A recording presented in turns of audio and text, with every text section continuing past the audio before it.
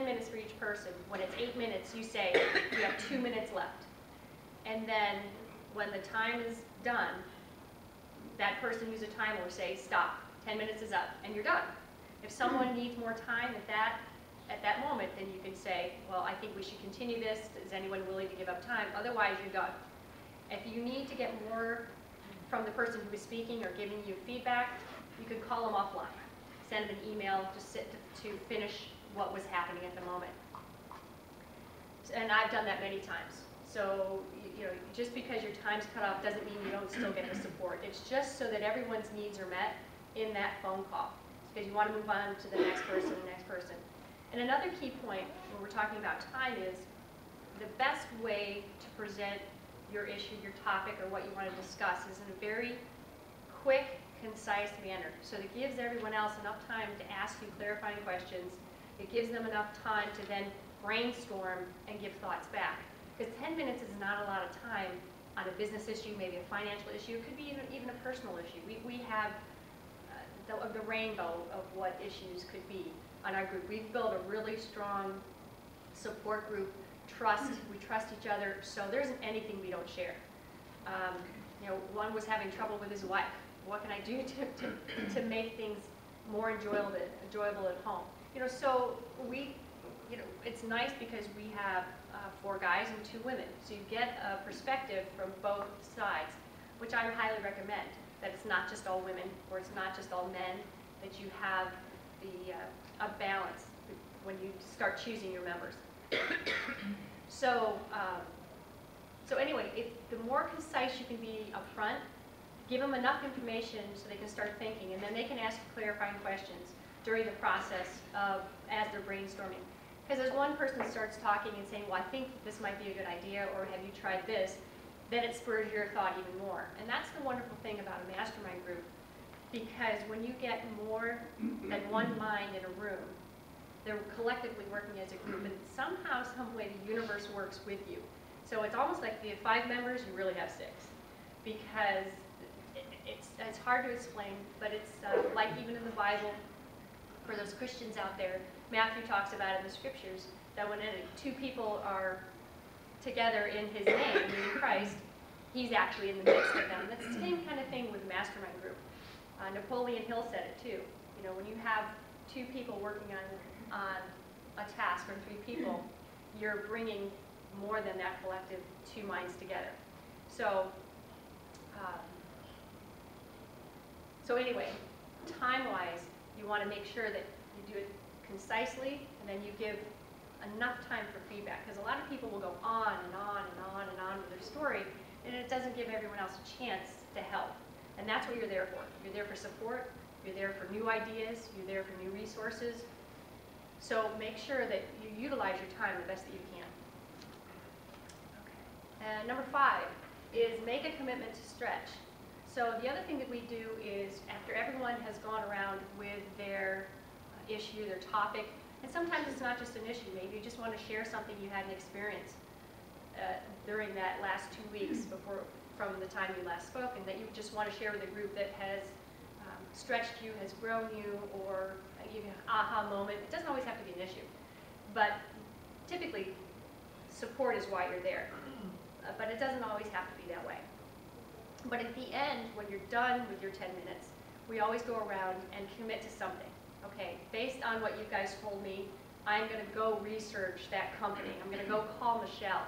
And calling Michelle's not really a stretch, but so you should step it up a little bit and say, okay, I'm going to call Michelle, do research, and I'm going to hire a virtual assistant, because that's really what we've discovered I need by the next time we've spoken.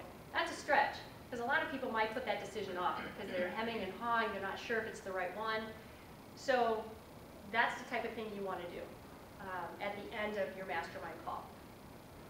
And then step number 6 is end with gratitude, which is perfect for this group because you're always showing gratitude. So you'll go around, and each one of you will also say what you're grateful for that day, or something that happened or you experienced on the call, whatever it is, just something you're grateful for. And then number 7 is the accountability part. So when you leave there, you're then accountable not only to yourself, but to all the members on your team, to what you just committed to do. So the step steps you need to take now to get that done before you have your next call. Because the reason you have a mastermind group is to help accelerate your progress, help you grow as a person. So if you just sit on what everyone just gave you as advice or things that you might want to consider, if you do nothing with it, you're not going to grow. So the last portion is be accountable, and usually that's to yourself. But also, don't forget, those other members of your team are there to support you. They spend their time, their effort, their thoughts, they tap into the resources, their network to help you. And if you do nothing to move that forward or utilize what they've given you, then you're taking advantage of their time and energy as well. So the accountability is not only for yourself, but also to be appreciative for everyone else who's also tried to support you during this process. A couple things so that basically, any questions before I move on? Yes, Bob. I'm totally new to this whole concept. How do you diminish an individual's ego without bruising it? And a corollary to that, if someone continuously allows his ego to give way to his intelligence, how do you extract him out of it? Good question. Because you are allowed to fire people in your group. You don't have to keep them. And it's a great conversation to have in the beginning. Because we've had that conversation because we just added some new members to the mastermind group for circumstances. Other people had to drop out and new members are coming in. And some people tend to be whiny and bitchy, excuse my French. There was a conversation beforehand that that's not the place to bring that attitude or that behavior. If it persists or if it is present, then that's something that you will not be able to participate any longer. So if you know up front that there's somebody, even though they're supposed to be positive, they're not, it's good to have the conversation in the beginning when I said the expectations that you want to have for the group. You need to discuss that. So when you're thinking about your team members, and maybe you don't know them all because your friend Adam recommended somebody else, it's a conversation you should have. Well, what is the personality type? How do you think this will work? But when you're setting your time and your date, you have everybody on the phone, set the expectations. If somebody is not meeting those expectations, then anybody in the group has the right to bring it up as a topic and a conversation and resolve it between all of you. So you definitely can let someone go. And one of my next things I was getting to is things to remember. When you're in a mastermind group, you have to let go of your ego. And you have to let go of your fear. Because some people might know you, or you're going to reach out to a business associate, and they might think of you here, you might think of yourself down here, and you're afraid to show that you don't know something. You're afraid to show that you're not as skilled as they think you are. Well, it's just all perception. You have to let it go. You have to be open. You have to be free. You have to be honest. And you have to be willing to get out of your comfort zone. So, and it takes some time until you build trust with those individuals. I heard a good definition of ego, and that was edging God out. I thought that was real appropriate, because if you allow your ego to be the dominant thing, then obviously the supreme being's not. Right.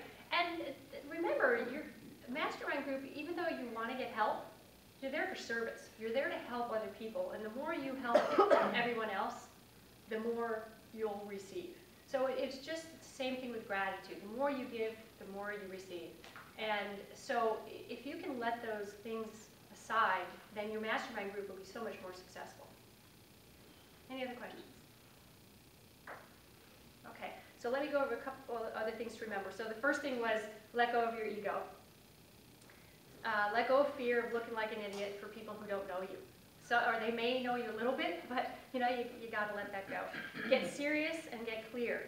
So like I had mentioned before, know what you want to accomplish, have expectations, and invite those individuals who you think can meet those expectations. Give your group a name. So like this is PNT, find a name that you can work with, that the group agrees to. It helps build cohesiveness, and you're part of something. Again, clarity wins, not just some of the time, but all the time. The more clear you are, even with the mastermind group and what you bring to the table, what issues or concerns you have or what you need to discuss. The more clarity you have, the better it will be.